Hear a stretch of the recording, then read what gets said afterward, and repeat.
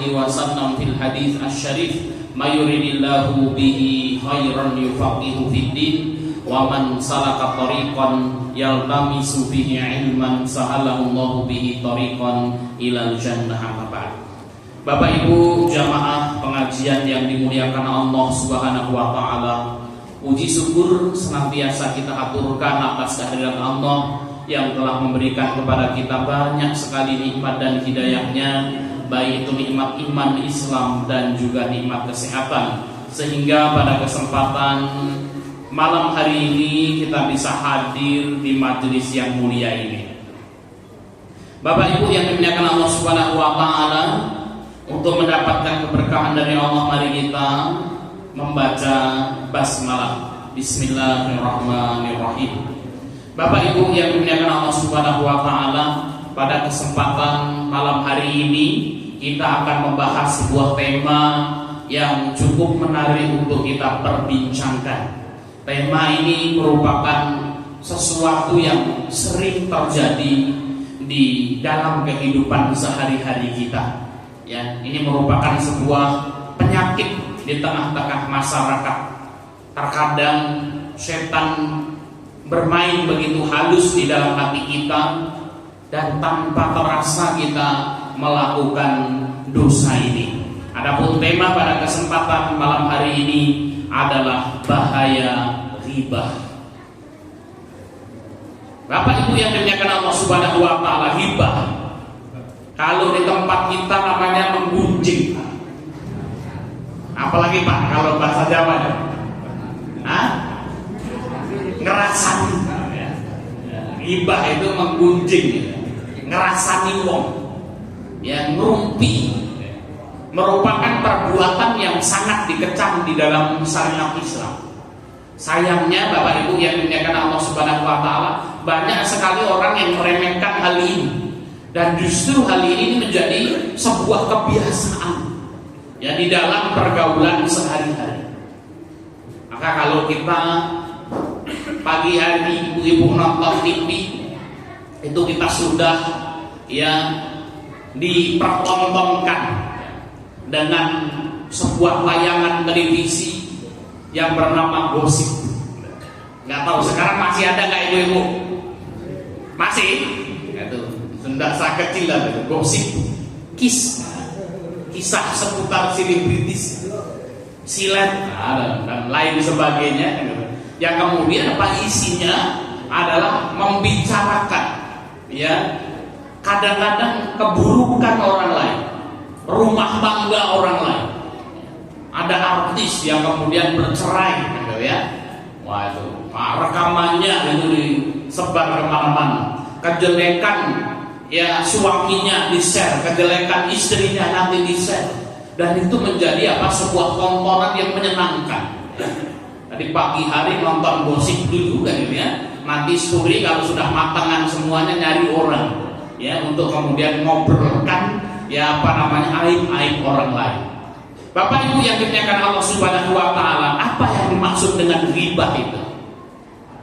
Ada hadis yang diriwayatkan dari Abu Hurairah radhiyallahu anhu, bahwasanya Rasul sallallahu alaihi wasallam bersabda, dari suatu hari baginda Nabi sallallahu alaihi wasallam sedang ngumpul dengan para sahabat, kemudian baginda Nabi sallallahu alaihi wasallam berkata kepada para sahabat, "Atadruna mal ghibah?"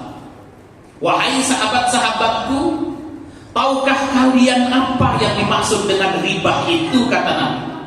Qalu, para sahabat pun mengatakan, Allahu wa rasuluhu a'lamu. Sesungguhnya Allah dan Rasulnya lebih mengetahui tentang makna dari ghibah itu. Qala, Rasul SAW pun bersabda, yang dimaksud dengan ghibah adalah dzikruka akhaka bima yakrah. Ghibah adalah engkau membicarakan aib saudaramu, atau engkau membicarakan sesuatu yang apabila saudaramu itu mendengarnya, maka saudaramu itu tidak senang dengan pembicaraanmu itu. Bahtul wingi sore kan adol kayu duite telu sing diweke gur loro. Nah ini korupsi ya. Mbak Dul kayak ya. Mas Heri itu, Pak Endang itu, Pak Haji Soleh itu. Nah kita membicarakan sesuatu kalau kemudian saudara kita itu mendengar pembicaraan kita, yaitu menjadi tidak senang. Itulah yang dimaksud dengan ghibah. Kila, maka kemudian para sahabat pun bertanya, apa ra'aita in kana bi akhi ma'qul? Ya Rasul, bagaimana pendapatmu kalau memang yang kami katakan ini memang benar ada pada saudara kami ya Rasul? Kayak wong itu kok pelite amit-amit temenan, pelit medit. Bagaimana ya Rasul kalau kemudian yang kami ucapkan ini memang betul ada pada diri saudara kami? Qala, maka Rasul sallallahu alaihi wasallam mengatakan, in kana fihi ma taqulu faqad ihtabtahu. Kalau yang engkau bicarakan itu memang betul-betul ada pada diri saudaramu itu, sungguh engkau telah menghibahnya. Wa illam yakun fihi faqad bahattahu. Namun kalau yang engkau omongkan itu tidak ada pada diri saudaramu itu, inilah yang disebut dengan fitnah. Jadi Bapak Ibu yang dimuliakan Allah Subhanahu wa taala, kalau kita ngomong wong, kita membicarakan orang lain, kemudian apa yang kita bicarakan itu ada pada diri saudara kita, ini disebut dengan ghibah. Kalau tidak ada, itu disebut dengan fitnah. Tahu nggak sih? Kok si Fulan ini bisa kaya raya kayak gitu? Lah gak tahu apa juga. Lah kae aku sore-sore lewat nang arep omahe iki ana babi mlebu ning omahe kuwi. Ngepet gitu. Nah kalau kemudian apa? Yang kita katakan itu memang benar, Pak. Itu disebut dengan apa? Ghibah, walaupun saudara kita ini salah.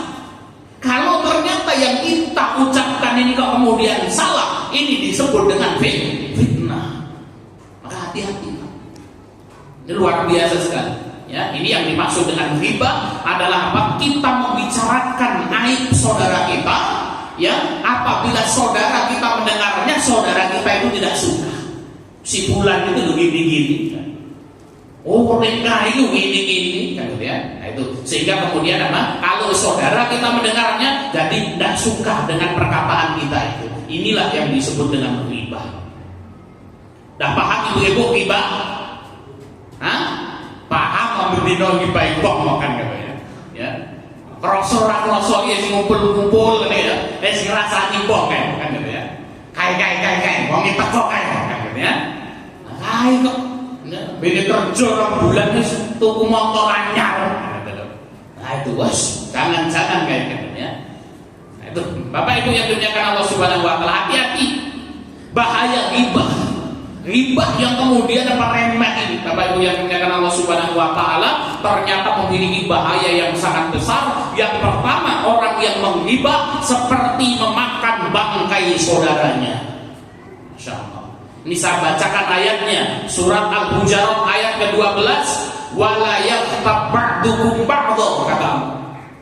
Janganlah engkau menggunjing antara yang satu dengan yang lain. Jangan engkau menghibah antara yang satu dengan yang lain. Ayuhibbu ahadukum, ya apakah kalian suka ayakula lahma akhihi maitan fakarihtumu? Apakah kalian senang memakan bangkai saudara kalian itu sendiri? Pasti engkau merasa jijik dengannya. Bapak Ibu yang dimuliakan Allah Subhanahu wa taala, bagaimana ceritanya kalau ada tetangga kita meninggal dunia, kemudian dikuburkan 5 hari sudah membusuk, kita bongkar, kemudian apa? Kita makan bareng-bareng gitu. Ya. Mau ibu-ibu?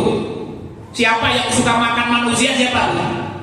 Sumanto itu. Ya, ingat Sumanto apa itu? Ya, Sumanto itu ada berita Sumanto dulu. Sumanto itu kemudian karena ingin mencari kesaktian, akhirnya ya orang-orang itu dimasak, dimakan kan gitu ya. Wah itu geger, viral beritanya kan gitu ya. Padahal Sumanto ini kalau dilihat secara syar'i banyak Bapak Ibu yang dimuliakan Allah. Siapa mereka? Orang yang ngumpul-ngumpul rumpi rasani tonggone, mereka itulah Sumanto. Ya. Jadi kalau kemudian dia ngumpul-ngumpul kok ana kancane dhewe iki wis mulai ngrasani kok Sumanto ya was hati-hati kan gitu ya. Ya, maka kemudian apa? Seperti memakan bangkai saudaranya, makan bangkai menungso Bapak Ibu yang dimuliakan Allah. Ya. Apa itu bangkai? Yang dimaksud dengan bangkai adalah apa? Mamata bi ghairi dabhatin syar'iyyati.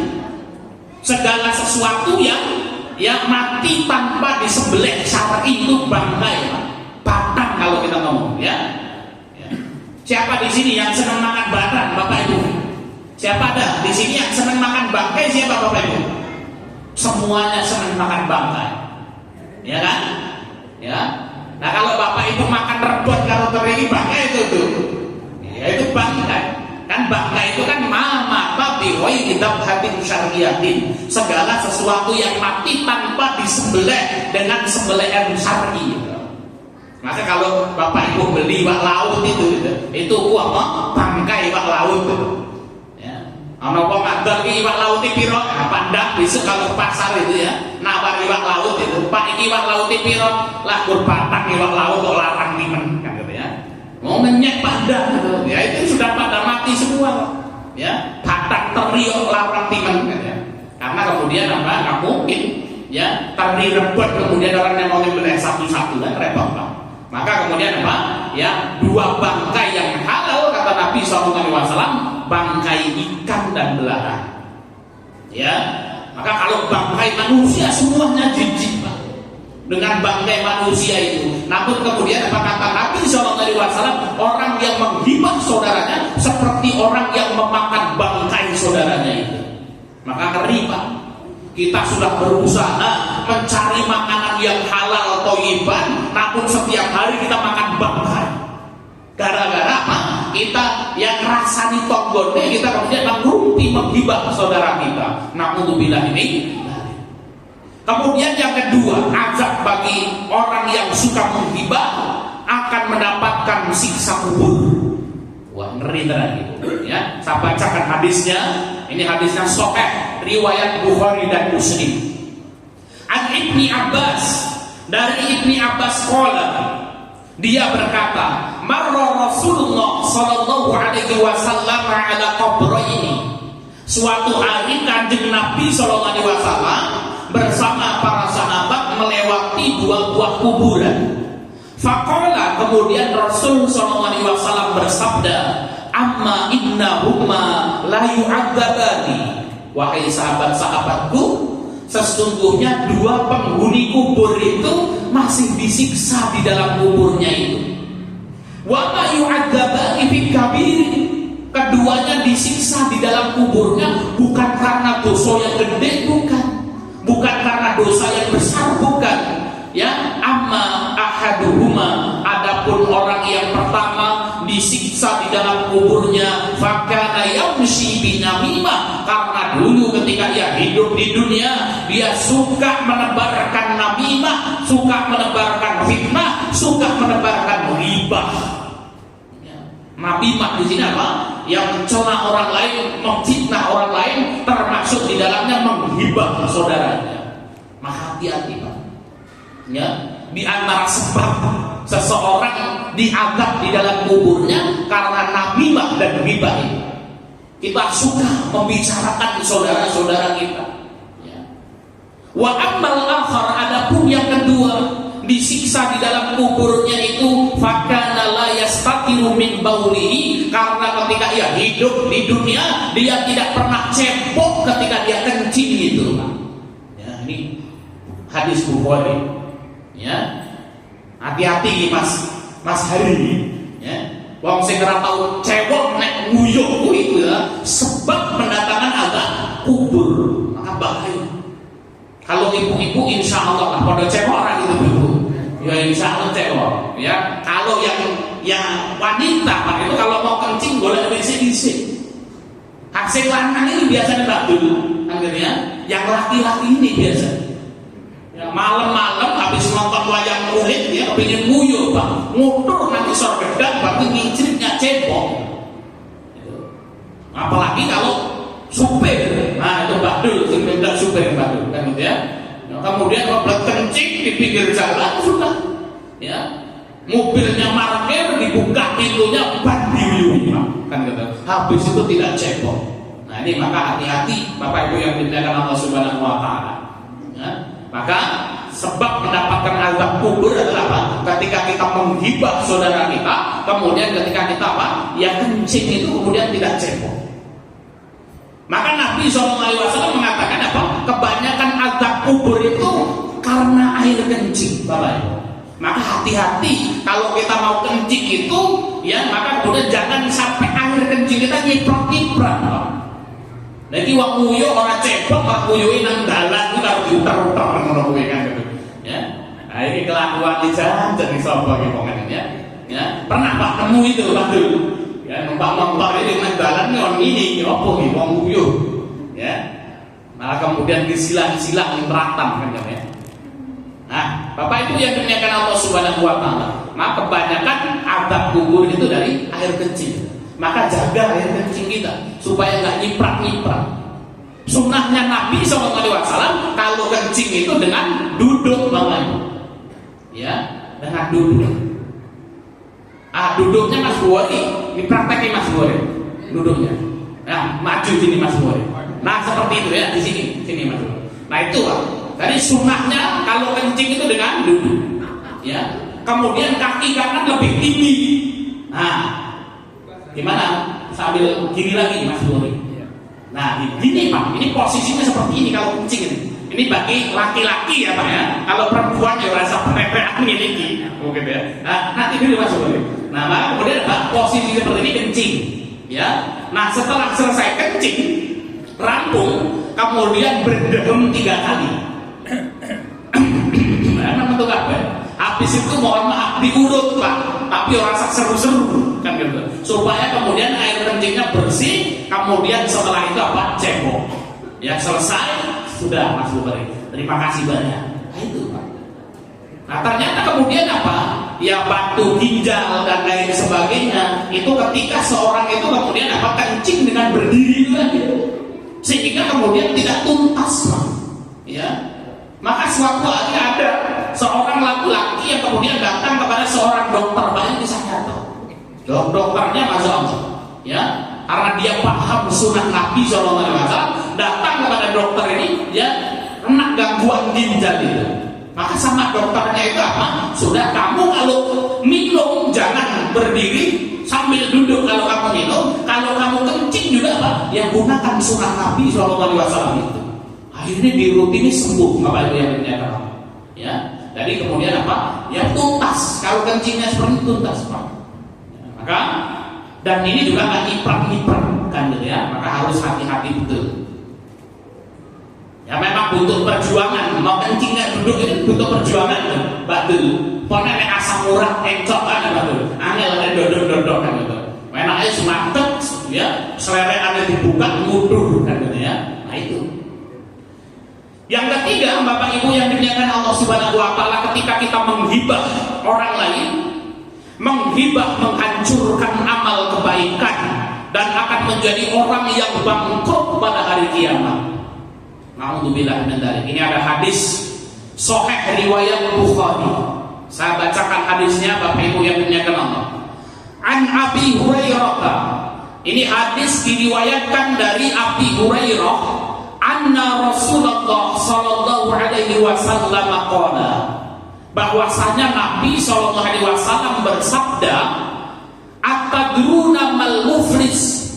Suatu hari Rasul mengumpul dengan para sahabat dan bertanya, hei sahabat-sahabatku, tahukah kalian siapa orang yang muflis, siapa orang yang rugi, siapa orang sing bangkrut?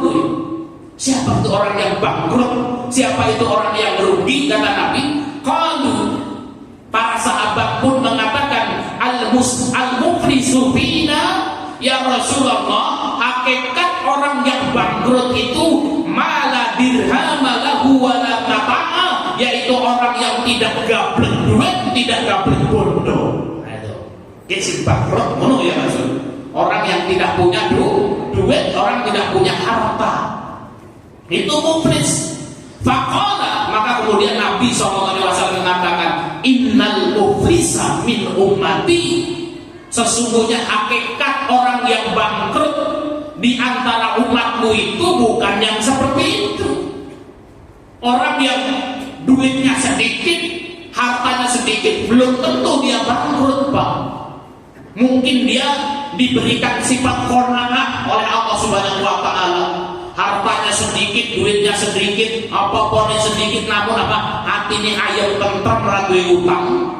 Ora kepingin sing aneh-aneh, madang sambal korek, sambal terasi, ya bacem tempe, bacem tahu, bersyukur, seneng. Ada orang yang apa? Hartanya banyak, duit mobil, pingin helikopter, kan gitu ya. Sehingga kemudian apa? Dia tidak merasakan kebahagiaan hidup.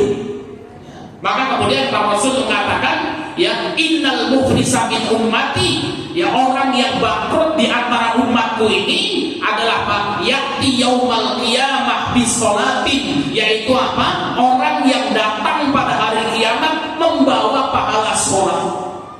Jadi wong sing bangkrut itu ternyata apa? Wongnya rajin sembahyang, Pak. Sholatnya rajin ngarep dewe adan komat, ya. Wasiamin, orang yang bangkrut di antara umatmu itu juga rajin poso.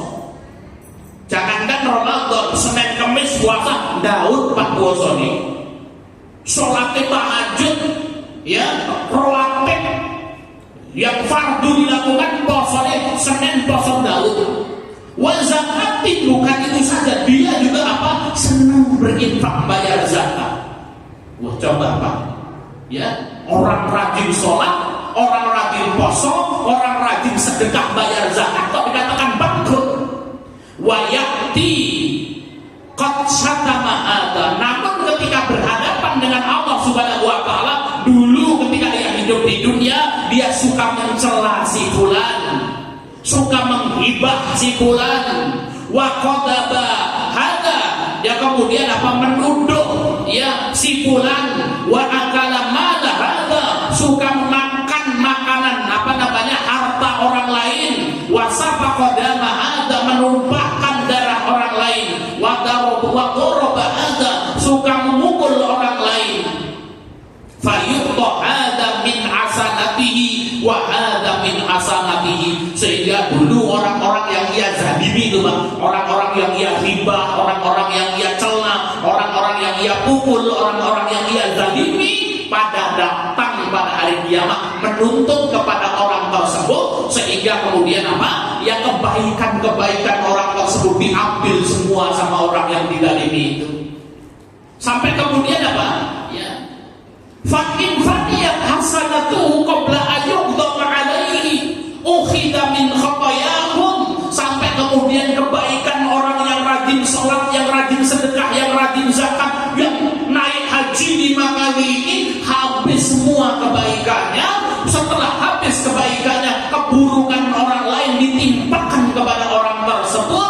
Faturihat alaihi thumma turiha finnar, setelah itu orang tersebut dilemparkan ke dalam neraka jahanam. Bapak Ibu yang dimuliakan Allah Subhanahu wa taala, ini hadis yang sangat luar biasa. Ternyata orang yang dilemparkan ke dalam neraka jahanam dan disebut dengan orang yang bangkrut itu adalah orang yang rajin sholat, rajin puasa, rajin sedekah, namun suka menghibah orang lain, suka mencela orang lain, suka menghina orang lain, suka mencaci orang lain, suka mendalimi orang lain, mulutnya pedes gak cabai rawit itu. Sehingga kemudian pada hari kiamat orang-orang yang dizalimi datang kepadanya, mengambil semua kebaikannya. Setelah kebaikannya habis, dikasih keburukan orang lain, akhirnya dilempar ke dalam neraka jahanam. Bapak Ibu yang dimuliakan Allah Subhanahu wa taala, kita berdoa kepada Allah Subhanahu wa taala, mudah-mudahan jangan sampai kemudian kita menjadi orang yang bangkrut ini, Pak. Jadi ternyata, Pak, jadi ahli sholat, ahli sedekah, ahli puasa, ahli haji dan umroh saja itu belum cukup untuk memasukkan kita ke dalam surganya Allah Subhanahu wa taala. Bisa bisa jadi semuanya diambil kebaikan kita, bisa jadi kita dikasih lagi keburukan orang lain gara-gara kita tidak bisa ngerem cangkem kita. Sering kita menyakiti saudara-saudara kita. Maka Bapak Ibu yang dimuliakan Allah Subhanahu wa taala, Imam Al-Ghazali mengatakan riba adalah salah satu penyakit besar dalam kehidupan umat Islam, karena ia mengikis pahala sebagaimana api membakar kayu bakar, Pak. Pahalanya banyak namun kemudian dibakar oleh api habis. Yang terakhir perkataan Imam Nawawi, ulama telah sepakat bahwasanya riba adalah dosa besar, wajib bagi pelakunya untuk bertobat kepada Allah dan meminta maaf kepada orang yang dizalimi. Bapak Ibu yang dimuliakan Allah Subhanahu wa taala, kita cukupkan ya pertemuan kita ya tentang ghibah ini. Yang pertama, ghibah adalah menggunjing orang lain, ya ghibah adalah yang kita mengkata-katai orang lain. Kalau orang lain mendengar perkataan kita, orang lain tidak senang dengan apa yang kita bicarakan. Ghibah memiliki bahaya yang sangat besar. Yang pertama seperti memakan bangkai saudara kita, yang kedua akan mendapatkan siksa kubur, yang ketiga ghibah akan menghancurkan amal-amal soleh kita. Kita berdoa kepada Allah Subhanahu wa taala yang mudah-mudahan kita dihindarkan dari bahaya ghibah ini. Insyaallah di pertemuan yang akan datang kita akan bahas tentang jenis-jenis ghibah menurut Imam Al-Ghazali. Yang masuk ghibah itu apa saja, ya. Kemudian bagaimana cara menghindari ghibah, kemudian bagaimana menghapus dosa ghibah dan bertobat dari dosa ghibah itu. Bapak Ibu yang dimuliakan Allah Subhanahu wa taala, demikian yang bisa kita sampaikan, mudah-mudahan bermanfaat ya. Kita kembalikan kepada pembawa acara.